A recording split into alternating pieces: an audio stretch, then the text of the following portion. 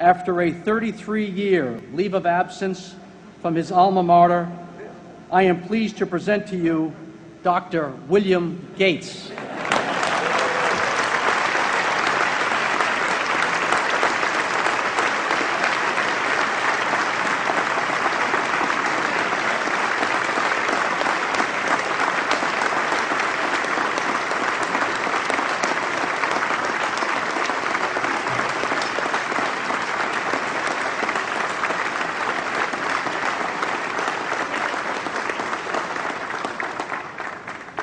Thank you.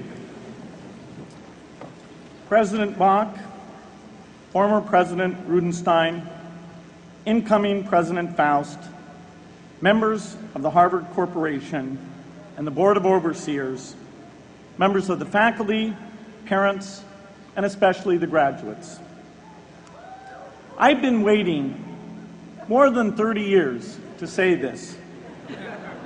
Dad, I always told you I'd come back and get my degree.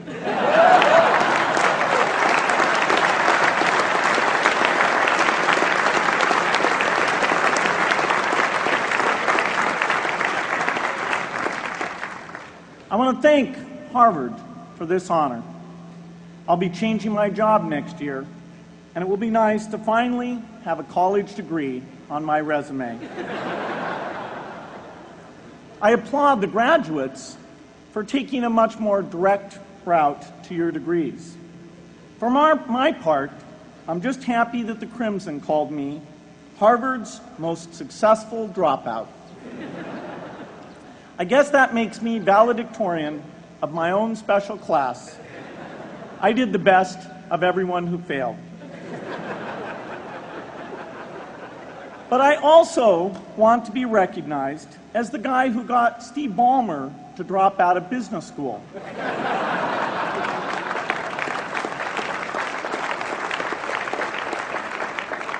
I'm a bad influence. That's why I was invited to speak at your graduation. If I'd spoken at your orientation, fewer of you might be here today.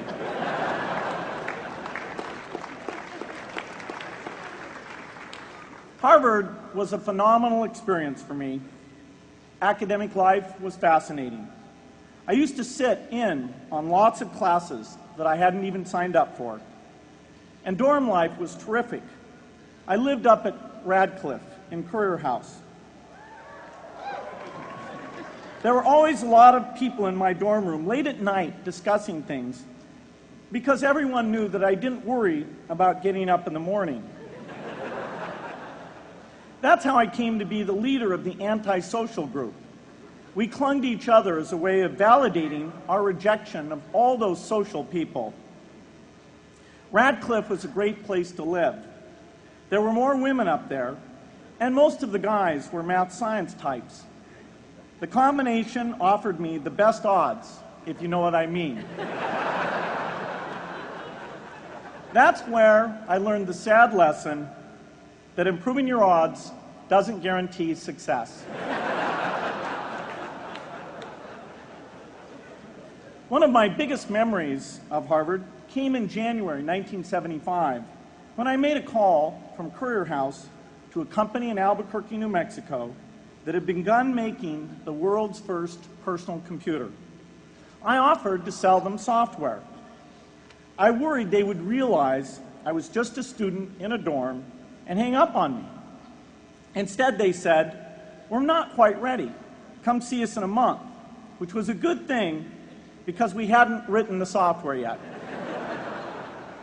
From that moment, I worked day and night on the extra credit project that marked the end of my college education and the beginning of a remarkable journey with Microsoft. What I remember above all about Harvard was being in the midst of so much energy and intelligence. It could be exhilarating, intimidating, sometimes even discouraging, but always challenging.